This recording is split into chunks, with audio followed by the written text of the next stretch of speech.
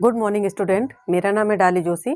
तो आपको पहले हमने जो पहला पार्ट दिया है जिसमें हमको कोहा और साउल के बारे में बताया है कि कोहा से किस प्रकार के क्वेश्चंस बनते हैं लाइफ साइंस में, वही साउल। ठीक है, आज का हमारा जो टॉपिक होगा जिसमें हम आपको जो भी सॉफ्टवेयर हैं, ठीक है, जो बच चुके हैं वो सारे आज इस टॉपिक में कंप्लीट करेंगे, क्योंकि ये सारे क्वेश्चंस जहाँ जहाँ से बनते हैं वो सारे इसमें इंक्लूड हमने कर रखे हैं। और ये क्वेश्चन आने वाले जो एग्ज़ाम हैं उनमें से आए हुए भी हैं और कुछ आने की जिनकी संभावना है वो भी इसमें इंक्लूड किए हैं। ठीक है, तो स्टार्ट करते हैं। सबसे पहले हम आपको बता दें कि पहला हमारा टॉपिक क्या है। जैसे हमने आपको बताया था कि क्वेश्चन के थ्रू हम आपको बताएंगे, जिससे क्या हो कि आपका कॉन्सेप्ट क्लियर हो जाएगा और उसके रिलेटेड जो भी इंफॉर्मेशन होगी वो भी हो जाएगी। ठीक है, तो स्टार्ट करते। देखिए, सबसे पहले मेरा प्रश्न क्या है कि CDS-IS के बारे में बताइए। ठीक है, CDS-IS ये क्या है? ये देखो, ये हमारा किस संस्था के द्वारा बनाया गया था? तो हमारा यूनेस्को के द्वारा। ठीक है, तो पहले हम इसकी स्थापना बता दें। जो CDS-IS है, इसकी स्थापना कब हुई थी? ठीक है, तो इसकी स्थापना हुई थी 1985 में। इसकी स्थापना कब हुई थी?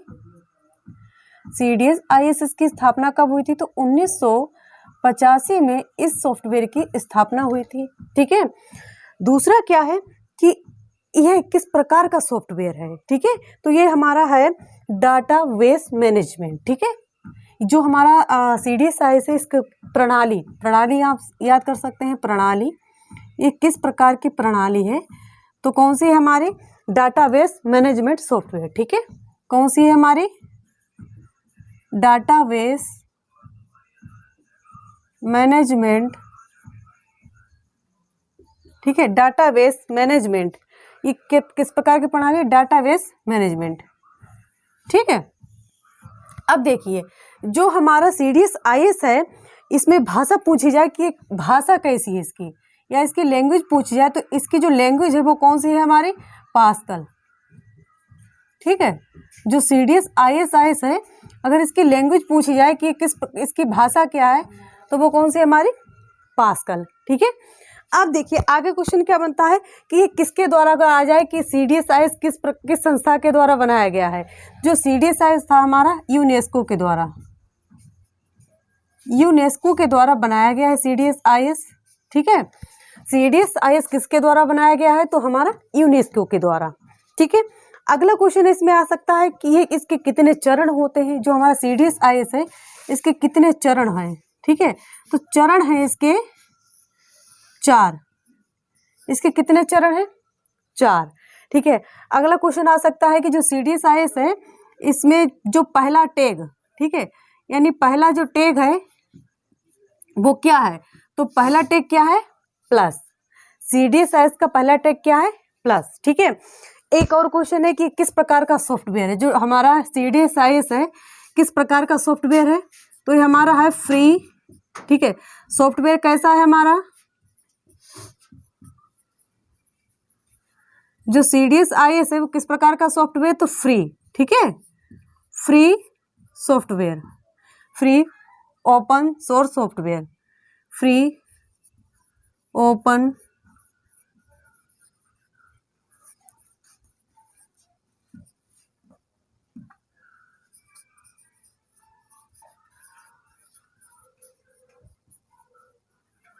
Free open source software. ठीक है, क्वेश्चन आ जाए कि ये जो हमारा CDS-IS है किस प्रकार का सॉफ्टवेयर? तो फ्री ओपन सोर्स सॉफ्टवेयर।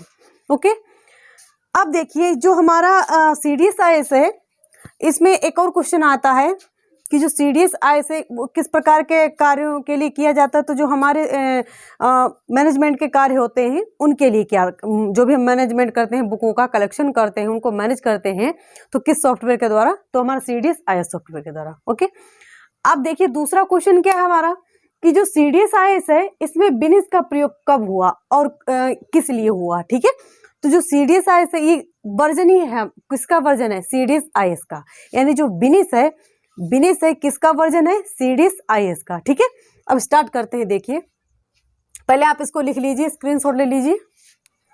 अब देखिए दूसरा क्वेश्चन क्या है कि CDS-IS में बिनिस का प्रयोग कब हुआ? ठीक है, तो जो बिनिस है हमारा वो CDS-IS का ही वर्जन है।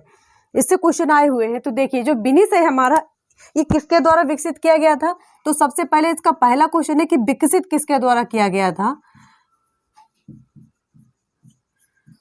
देखिए जो हमारा CDS-IS था वो भी हमारे यूनेस्को के द्वारा, और ये भी हमारे किसके द्वारा, यूनेस्को के द्वारा, यूनेस्को के द्वारा ही ये विकसित किया गया। कौन सा सॉफ्टवेयर, जो हमारा CDS-IS है और विनिस, ठीक है। तो विनिस जो सॉफ्टवेयर है किसके द्वारा, तो हमारे यूनेस्को के द्वारा विकसित किया गया। अब देखिए दूसरा क्वेश्चन क्या बनता है कि जो हमारा विनिस है ये किस प्रकार का इंटरफेस प्रदान करता है। जो विनिस है हमारा, ये किस प्रकार का इंटरफेस प्रदान करता है,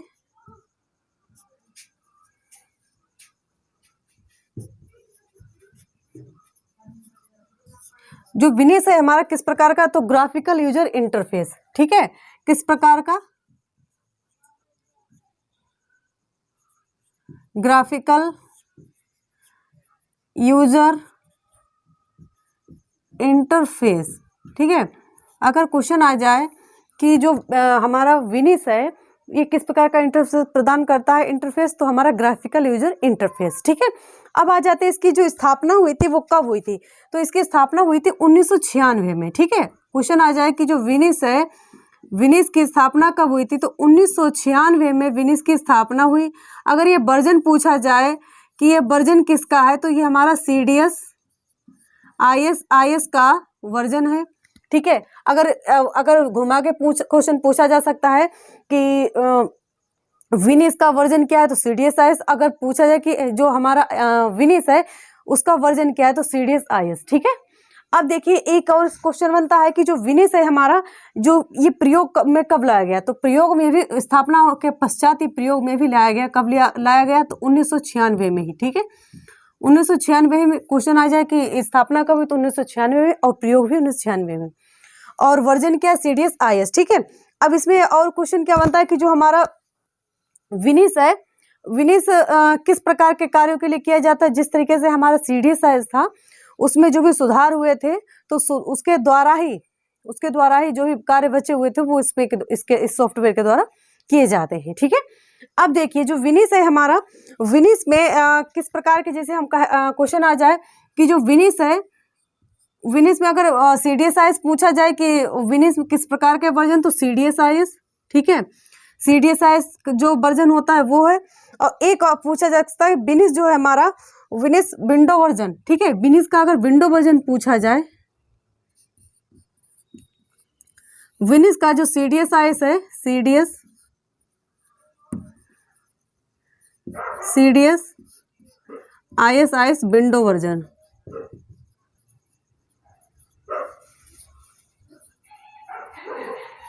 CDS-IS का विंडो वर्जन पूछा जाए तो वो हमारा कौन सा है, CDS-IS। अगर CDS को पूछा जाए तो विंडो वर्जन, तो हमारा हो जाएगा CDS-IS। अगर CDS-IS का पूछा जाए तो हमारा विनिस हो जाएगा, ठीक है। ये आप याद रख लेना कि अगर पूछा जाए कि CDS-IS का विंडो वर्जन क्या है, तो विनिस।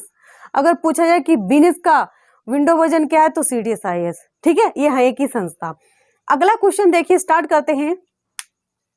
अगला क्या है कि न्यू जेनलिव की स्थापना कब हुई, ठीक है। न्यू जेनलिव की स्थापना कब हुई, आप लोग इसको लिख लीजिए।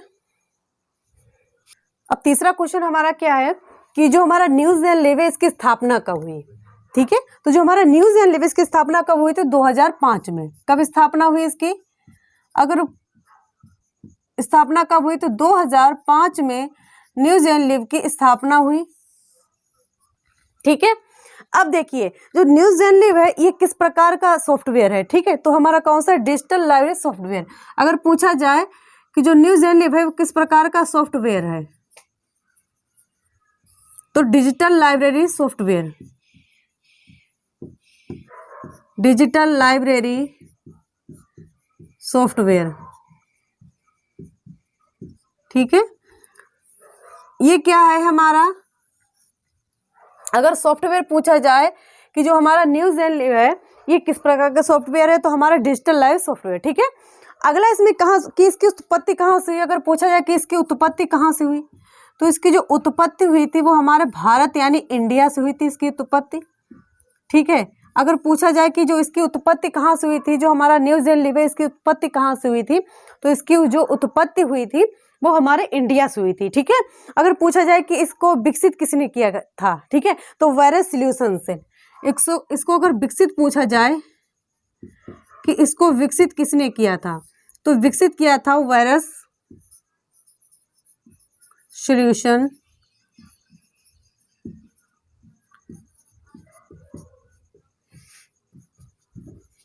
ठीक है, वायरस सॉल्यूशन पीवीटी लिमिटेड, इसने इसको क्या किया था, विकसित किया था। ठीक है, अब देखिए अगर क्वेश्चन आ जाए कि किस प्रकार का ऑपरेटिंग सिस्टम है, क्वेश्चन आ जाए कि हमारा जो न्यू जेनलिव है ये किस प्रकार का ऑपरेटिंग सिस्टम है, तो जो हमारा ऑपरेटिंग सिस्टम क्या है, एक तो लाइनेक्स विंडो। ठीक है, ऑपरेटिंग सिस्टम पूछा जाए कि जो हमारा न्यू जेनलिव है किस प्रकार का ऑपरेटिंग सिस्टम है। ठीक है,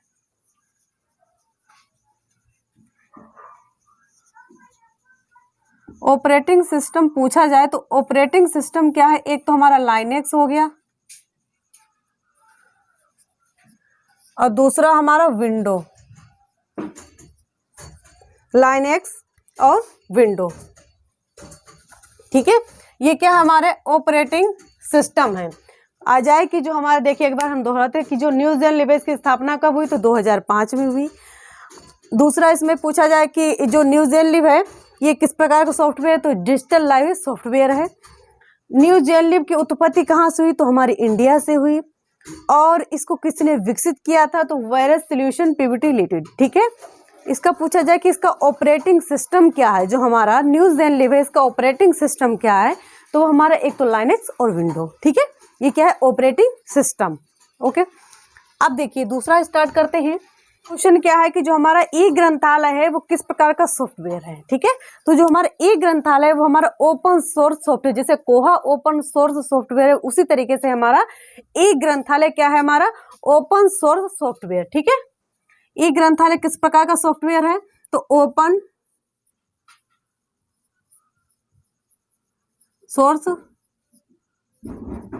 सॉफ्टवेयर। ठीक है, open source software, open source software हमारा कौन सा है, हमारा ई ग्रंथालय। ठीक है, अब इससे क्वेश्चन के इसको विकसित किसने किया था, तो इसको विकसित किया था,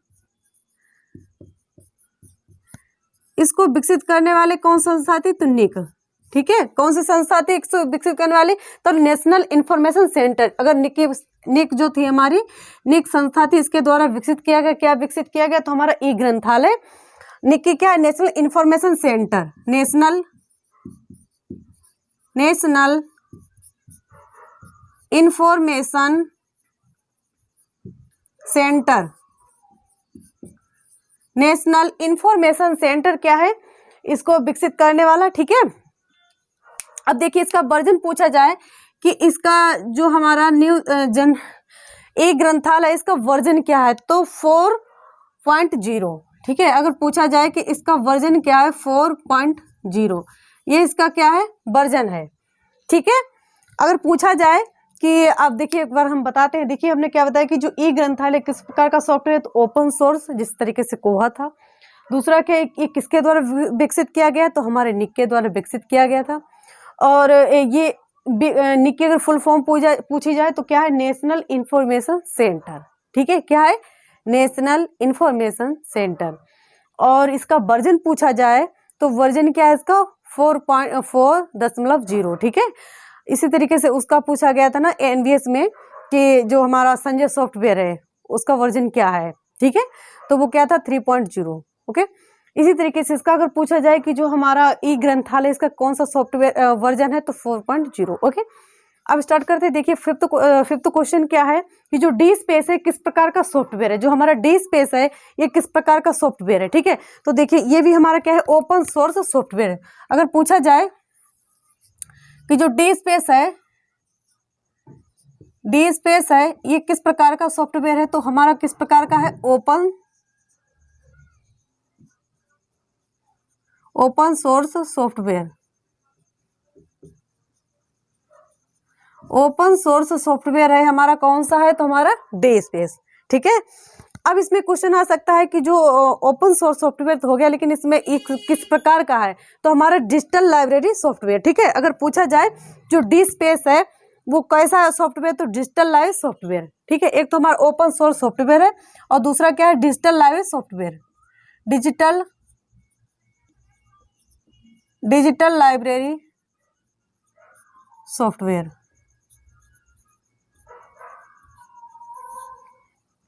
ठीक है, ये क्या हमारा डिजिटल लाइब्रेरी सॉफ्टवेयर। अब देखिए, अगर पूछा जाए कि जो डी स्पेसेस की स्थापना कब हुई थी, तो जो इसकी स्थापना हुई थी, इसकी स्थापना कब हुई थी डी स्पेस की, तो नवंबर 2002 में। अगर पूछा जाए नवंबर 2002 में, ठीक है, पूछा जाए कि डी स्पेस की स्थापना कब हुई, तो नवंबर 2002 में।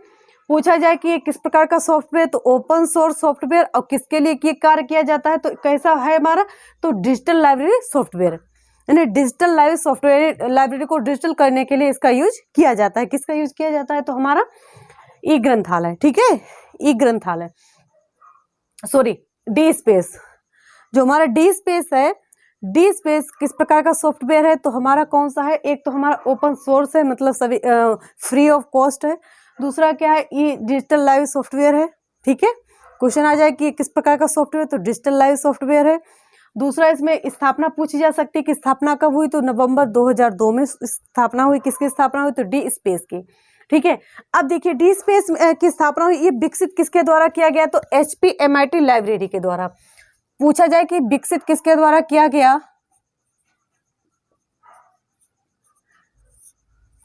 ये विकसित किसके द्वारा किया गया, ठीक है, तो HPMIT लाइब्रेरी, HPMIT लाइब्रेरी,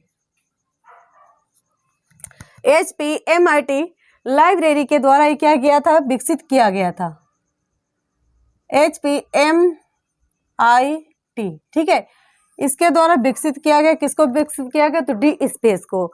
अब देखिए डी स्पेस की उत्पत्ति हुई, इसमें अगर पूछा जाए कि इसकी उत्पत्ति कहाँ से हुई, तो जिसकी उत्पत्ति हुई थी, इसको विकसित करने वाले कौन थे, तो HPMIT लाइब्रेरी। और पूछा जाए कि इसको विकसित किसने किया या इसकी उत्पत्ति कहाँ से हुई, विकसित तो हमारे HPMIT लाइब्रेरी के द्वारा, उत्पत्ति अमेरिका से हुई थी इसकी उत्पत्ति कहाँ से हुई थी हमारे, की जो उत्पत्ति हुई थी, उत्पत्ति कहाँ से हुई थी, पूछा जाए कि इसकी उत्पत्ति कहाँ से हुई थी, तो अमेरिका से इसकी उत्पत्ति हुई थी। किसकी उत्पत्ति हुई थी, तो हमारे डी स्पेस की। ठीक है, अब इसकी अगर भाषा पूछी जाए कि इसकी भाषा क्या है, भाषा पूछी जाए तो जावा इसकी भाषा, यानी जावा लैंग्वेज है इसकी। किसकी है हमारी, तो डी स्पेस की। डी स्पेस की अगर लैंग्वेज पूछी जाए तो लैंग्वेज कौन सी है हमारी, जावा। ठीक है, अब देखिए अगर पूछा जाए कि जो हमारा डी स्पेस है ये किस प्रकार का सॉफ्टवेयर, तो digital live software.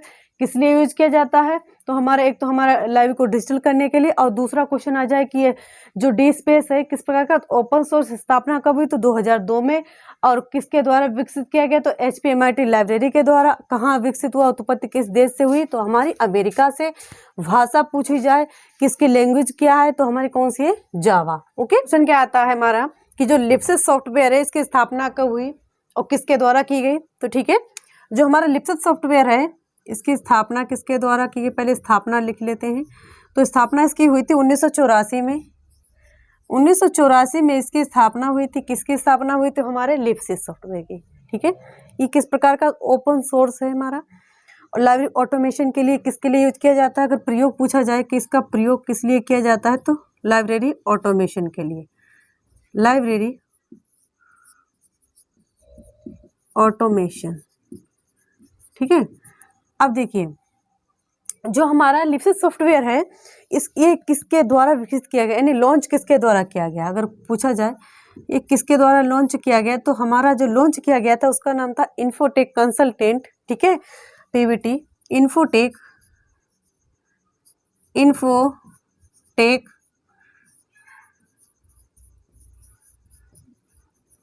Consultant PVT limited, और कहाँ, तो न्यू दिल्ली में। ठीक है, कहाँ से, तो न्यू दिल्ली में। ठीक है, आज है क्वेश्चन कि जो हमारा डी स्पेस है, यानी जो हमारा लिप्सिस सॉफ्टवेयर है इसकी स्थापना कब हुई, तो 1984 में स्थापना हुई। ये किस प्रकार के, तो लाइव ऑटोमेशन का है सॉफ्टवेयर। और दूसरा ये लॉन्च किसके द्वारा किया गया, अगर लॉन्च पूछा जाए तो इन्फोटेक कंसल्टेंट PVT लिमिटेड, कहाँ से, तो न्यू दिल्ली से। अगर पूछा जाए कि जो लिप्सिस सॉफ्टवेयर है ये किस प्रकार का है, तो सिस्टम सॉफ्टवेयर, ठीक है। सॉफ्टवेयर कैसा है, तो हमारा सिस्टम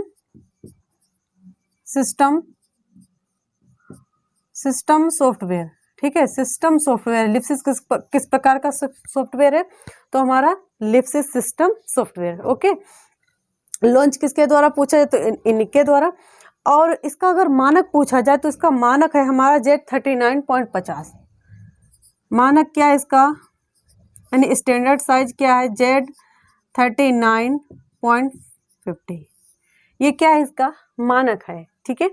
इस तरीके से क्या है हमारा लिप्सिस सॉफ्टवेयर है। लिप्सिस सॉफ्टवेयर किस प्रकार से, देखिए हमने आपको पहले क्या बताया कि अगर लिप्सिस सॉफ्टवेयर की स्थापना पूछी जाए तो 1984 में, और प्रयोग किसके लिए, तो लाइव ऑटोमेशन होता है सॉफ्टवेयर।